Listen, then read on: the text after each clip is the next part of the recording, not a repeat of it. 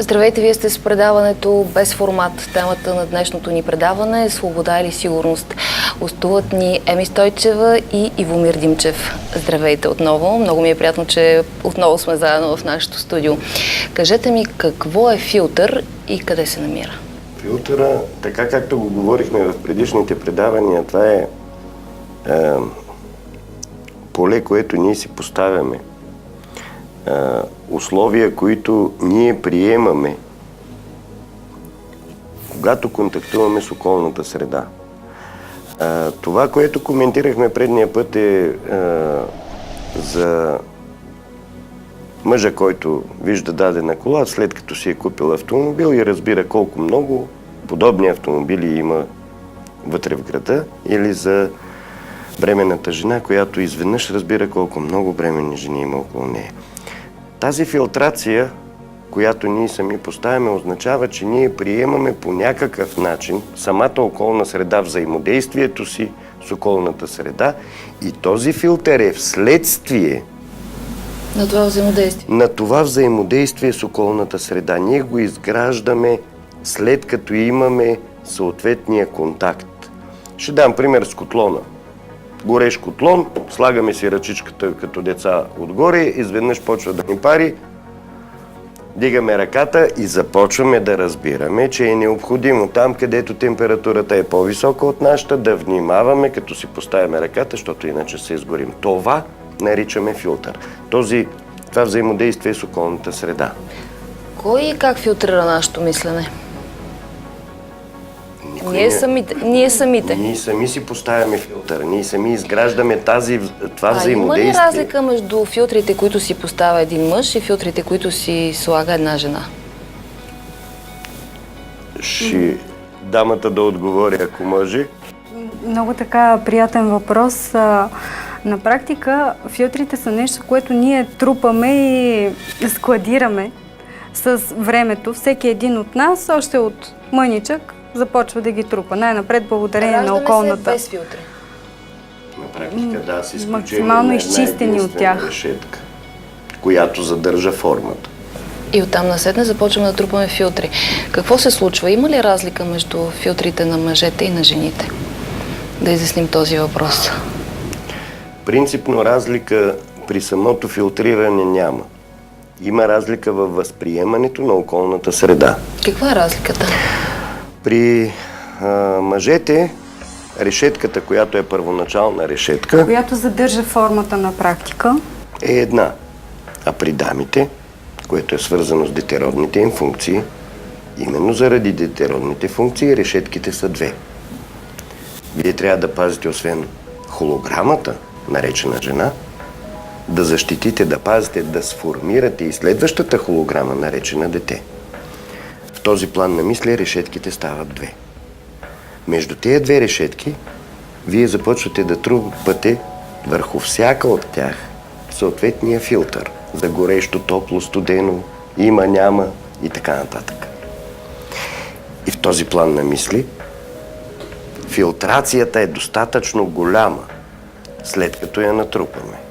Тогава се изкривява и възприемането върху околния свят, така както ние го разбираме. И ако мъжа възприема нещо по-скоро с логиката, при дамите това обикновено се случва по-скоро на емоционално ниво. Това означава ли, че при дамите е по-трудно да преодолеят тези филтри, защото са повече? означава, че колебанието между филтрите е доста по-голямо. Доста по-интензивно. Двете решетки можем да кажем, че са противоположни една на друга. Сигурно ти се е случвало. В един момент желаеш едно, в следващия момент желаеш точно коренно противоположното на това едно. Докато мъжете най-често казват или ще го направя така, или ще го направя така. И не се отказват от теста. И следва дадената посока на практика. Ние се колебаем непрекъснато. Какво е егрегор? Добре, твърде бързичко ме вкарваш в темата, сега да уточним малко нещата. Абсолютно същото, каквото говорим сега за двете решетки на жената. Значи, тези слоеве решетки, които се образуват да задържат формата и да задържат холограм, светлината в проявена форма, така както говорихме от теория от когиталността, на повърхността на тая форма вече слагаме решетките. Решетките или филтрите, които Допълнителната филтрация, която трупаме всъщност всеки един от По нас. същия начин планетата Земя с всички нейни клетки вътре, наречени дървета, камъни, морета, хора, животни и така нататък, си има вторична решетка, която се нарича ноосфера. Върху тая ноосфера цялото колективно мислене на хора, дървета, камъни заформя допълнителната филтрация на планетата Земя с околната й среда. Това по какъв начин ни въздейства на всеки един от нас? Като част от тази планета, на практика ние сме в непрекъснат досег с нея и то ни оказва непрестанно влияние. Еми току-що каза, че вие постоянно се лутате между две състояния. Ако имате два чифта обувки, абсурд е да изберете едната. А ако са 10 чифта обувки? А ако са 10 пък... Тогава е невъзможно. Сега си представете ситуацията по същия начин. Доколко това, което ние излъчваме като хора, влияе на ноосферата и доколко ноосферата ни влияе на нас. Тоест, доколко едно малко дете е готово да избира между 10 чифта обувки. Ето го въпроса. И доколко след като порасне и така наречения егрегор или ноосферата вече е заформена, Започне да приема вибрациите всъщност от съответния егрегор. в този план на мисли, доколко той ни влияе на нас. Тоест, ние го създаваме, но в същото време започваме, тъй като ние сме го създали, да приемаме, че той едва ли не ни контролира. Точно това Юнг нарича колективно несъзнавано. Тоест, ние създаваме някакви филтри вътре в нас. И идеята е това да се проумее. Тези филтри с цел да ни опазят спрямо средата, в която сме. По същия начин обаче колективен отбор от хора, които създават еднопосочна посока на мислене, създава егрегора, т.е. колективното несъзнавано. В един момент създали нашия собствен филтър, ние какво почваме да правим? Да обясняваме, че това са наши нагласи и убеждения. Тоест ние вече се подчиняваме на онова, А те което всъщност не са наши. ние сме ги приели спрямо дадения момент, спрямо дадената ситуация. Как може да се промени егрегора? Като голяма група от хора тръгнем да мислим по различен начин. С желание и правене и реални действия, които да извършваме. Ако си спомняш предния път това, което говорихме за филтрацията, и аз сега тук ще покажа една картинка, за филтрацията, къде се намира филтрацията? В окото има вътреочна течност или стъкловидно тяло, в което ние с нашите мисли кодираме определен филтър и ето тук сега, ако мога така към да покажа, ето къде е нашия егрегор всъщност на мозъка. Ето тази шарената част, и именно затова сме я нарисували цветна и шарена, защото това са всички възможни видове филтрация. Тази мозъчна кора, тя приема досега ни с околната среда. Тази филтрация обаче, вижте как е свързана с абсолютно всичко вътре в мозъка. Тоест, тъй като мозъка е холограма, частта съдържа цялото и цялото се съдържа в частта. В окото обаче, което има директна пряка връзка към мозъка, ние кодираме с нашите мисли съответната филтрация какво да виждаме и какво да чуваме. В момента, в който кодираме вътре във водата тази филтрация, окото започва да вижда само онова, което ние желаем да видим.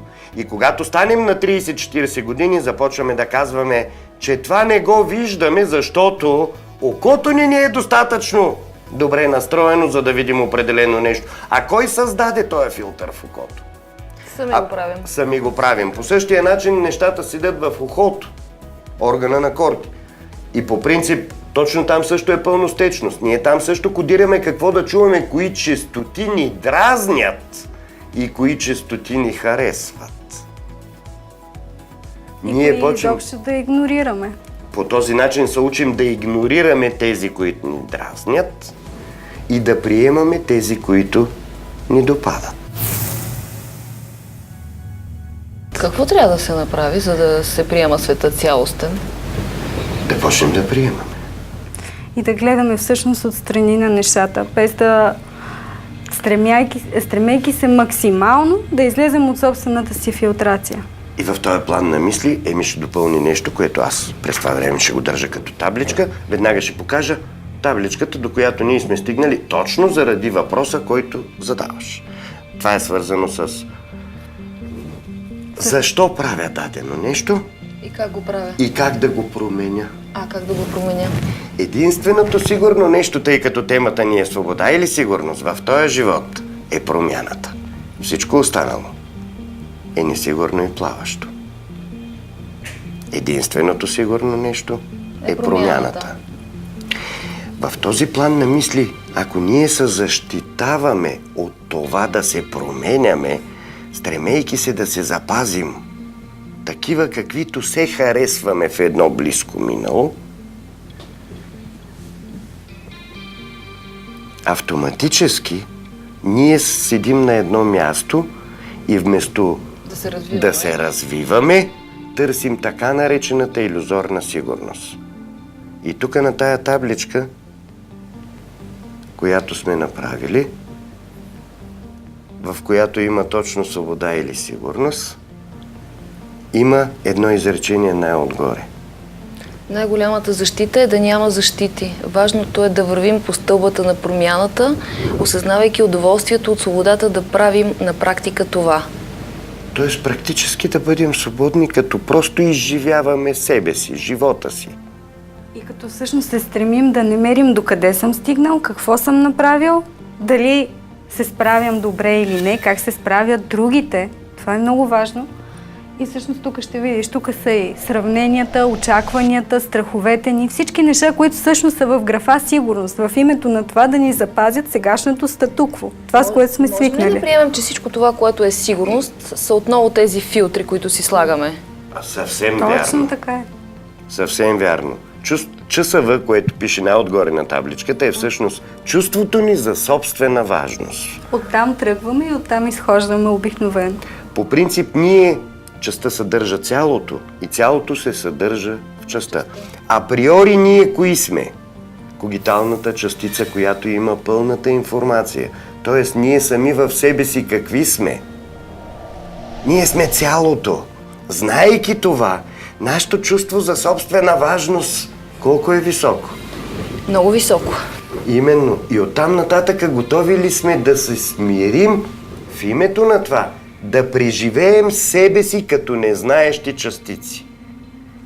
И там идва конфликта между сигурност, която търсим, тя е илюзорна, и свободата, която можем да сме, бидейки себе си. Бихте ли обяснили, извинявай, че те прекъсвам, каква е разликата между действие и илюзия за действие, в кавички за бездействие? Каква е разликата? Как да усетим в себе си разликата? Ще обясни. Основната разлика е точно в това, че ние много често смятаме, че полагаме усилия, че правим много неща, за да постигнем даден резултат. Често имаме и като практика, нали, много хора, които ни казват: аз направих всичко както е написано, както е направено, но ето тази методика или тази техника не работи, аз не получих нищо като краен резултат. А на практика ние в тези си действия много често лъжем себе си, че е имало каквото и да е действие. Би ли дала пример за това, за да бъде по-нагледно? Да. Читаме една книга. Така? И смятаме, че я знаем. Но самото четене е действие. Всъщност самото четене е мислене. Точно и това е илюзията. на действието. Аз го знам как е нужно да се държа и да правя, и щом си го пожелая, то вече ще стане. И много често бъркаме реалното правене с мисленето за правенето. Или със знаенето как да се направи. Аз щом си го знам, значи ще го постигна. А на практика не работят така Тоест, нещата. аз знам как се свири на пиано. Слагаме ръцете и сме готови. Мире, ми си редола. Мога да знам дори нотите, които е нужно да изсвиря. И тогава, че аз съм си готов пианист, ама на А практика не всъщност можеш. пианист ли си? Не си. Същата ситуация е с карането на колело, с плуването, с ученето, с партньорите, с първия секс. Това е.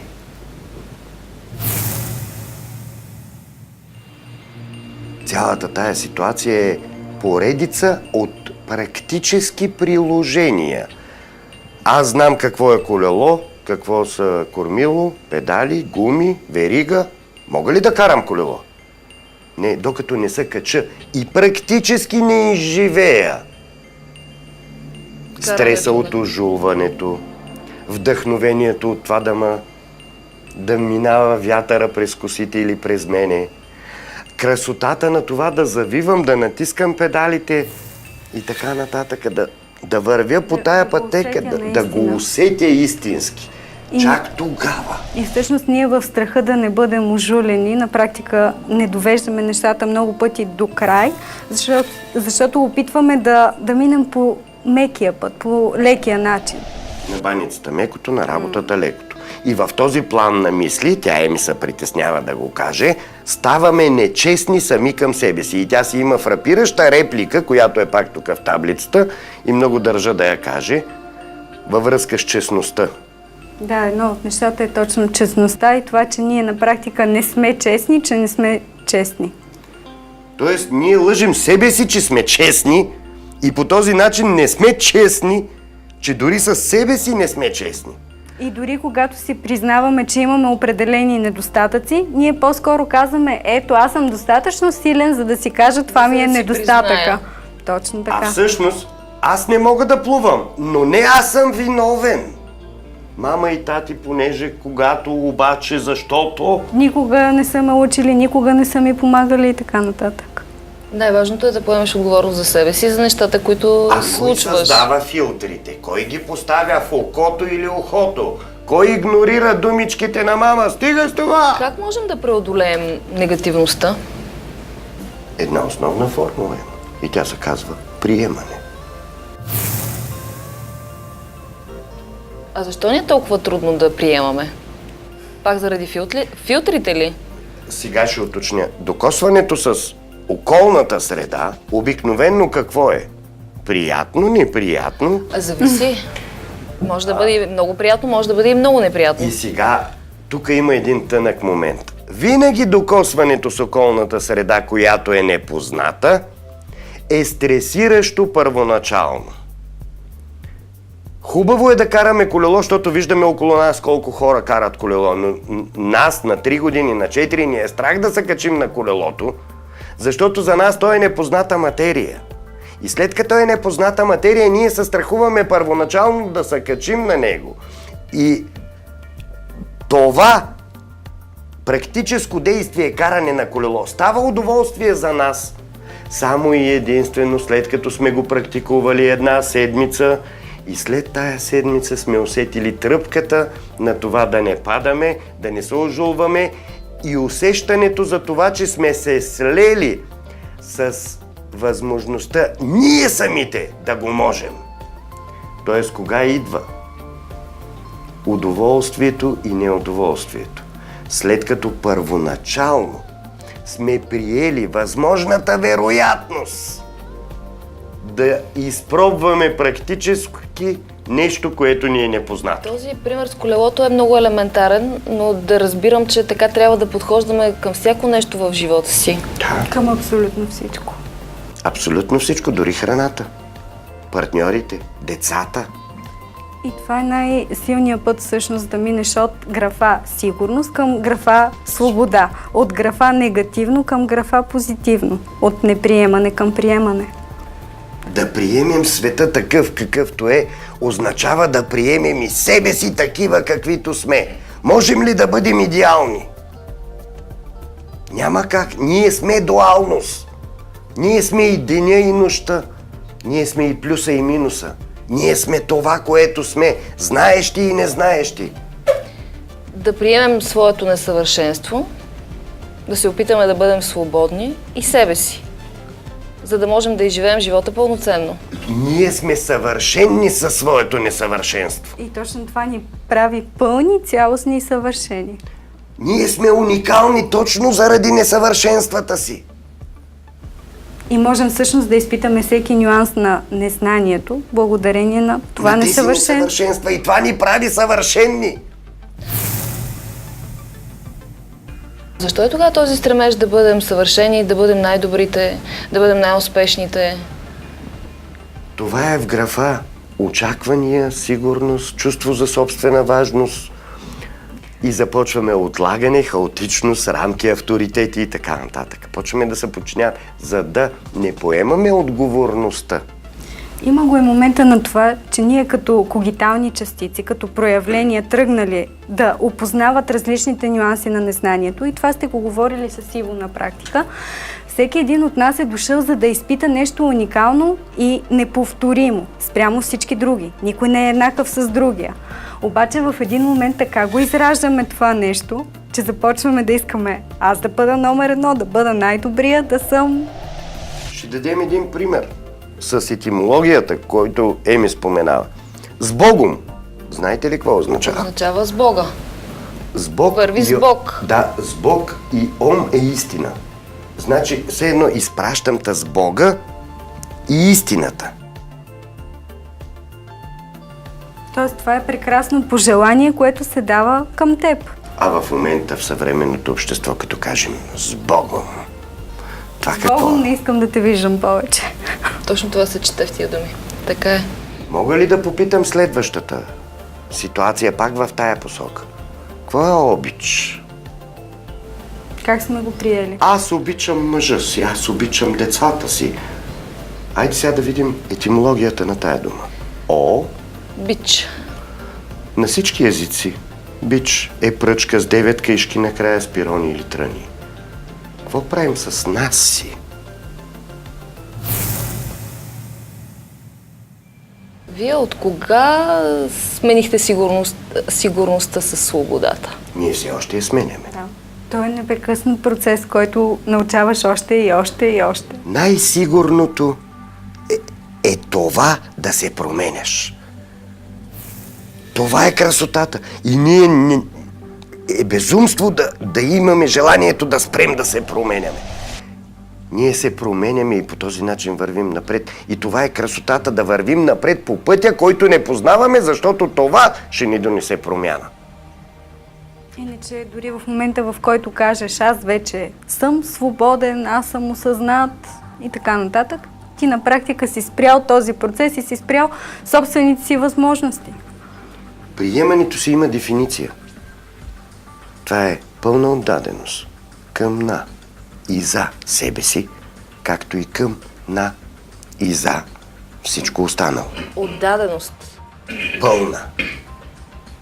Пълна отдаденост към на и за себе си, както и към на и за всичко останало. И сега, свързано с свобода и сигурност, може ли да попитаме какво е истината? Нека Кака да отговори. Истината е пълна отдаденост към на и за себе си, както и към на и за всичко останало. А какво е честност? Да, Пълна отдаденост към на и за себе си, както и към на и за всичко останало. а какво е любов? Пълна отдаденост. Към най за себе си, както и към най за всичко останало. И тогава задавам въпроса, а какво е вяра? Пълна отдаденост. Към най за себе си, както и към най за всичко останало. И сега, какво е приемането? Всички онея останали неща. Т.е. за да минем към стъпката свобода, какво е нужно да приемем? Всичко. Всичко, което е. И всичко, Да. което сме. Такова каквото е. Без да сравняваме, без да оценяваме, като се наслаждаме. Наслаждаваме на всичко, което се наслаждаваме. случва. Ни се случва по пътя. И се случва по пътя и това да ни е гордостта, че вървим по този път. това да ни е красотата, това да ни е хъса, тръпката, че всеки ден ние се променяме. В предварителния разговор ви искахте да споделите в това предаване едно практическо упражнение. Всъщност за промяна на Да. начина, най-лесното практическо упражнение за промяна на мисленето се нарича утвърждение. Това е най-лесното практическо упражнение. И утвърждението такова, каквото си изберем, но то трябва да е кратко, позитивно и ясно. Всъщност утвърждение, което да промени мисленето ни и вижданията ни.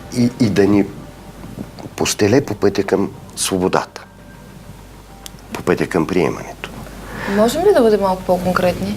Айде да пробваме направо с тебе. Няма проблем. Едно, всъщност няма и проблем. Съгласна съм.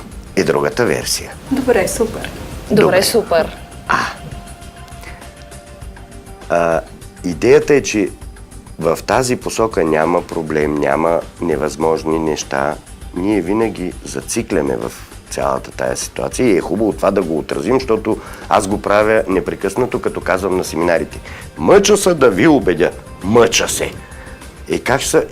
И Еми постоянно ми прави забележка. Иво, стига се съм мъчал, защото и хората почнаха да се мъчат. Може би трябва да сме по-прецизни към словото си. Прецизни към словото, защото словото къде го кодираме? В аурата казахме, светлината на ДНК и после го вкарваме в клетките си по този начин, в хромозомите. Но ние казахме, че мисленето е по-силно от думите. По-силно е. Но ние след като сме го изговорили, след това, кой го каза това? Аз. Чудесно, значи чувството за собствена важност, значи трябва и да го мисля така и оттам нататък нещата отиват в една друга посока. И всъщност тук въпросът е в това, че ние често приемаме, ето сега както стана, нали, приемаме негативното за позитивно. И замисли се, какви са ни изразите? Няма невъзможни неща. Нещо супер позитивно. Няма проблем, не е лошо. Демек супер е даденото нещо и така нататък. Ужасно готино. Да. И така нататък. Един куп такива изрази има, които може ли да е ужасно, пък да е готино. Хубаво. Да. Абсурд.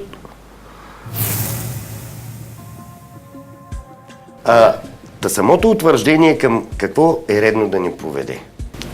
Да приемем света такъв какъвто е, без да го трансформираме по начин, по който ние желаем.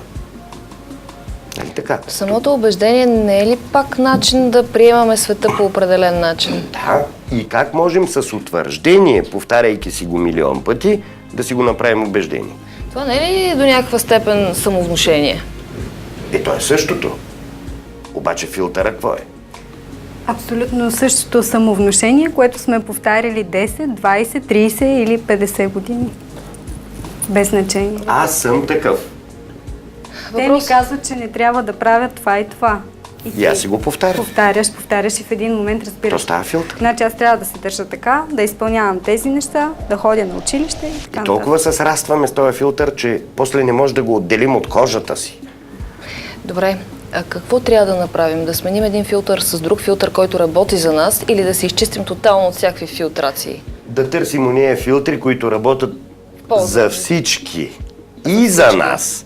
Пълна отдаденост към и за себе си, както и към и за всичко останало. Тоест, филтър, който работи както за всички, така и за нас. Много ви благодаря за това участие. Ще имаме още една среща с вас. Това беше всичко от днешния Без формат. До следващия път.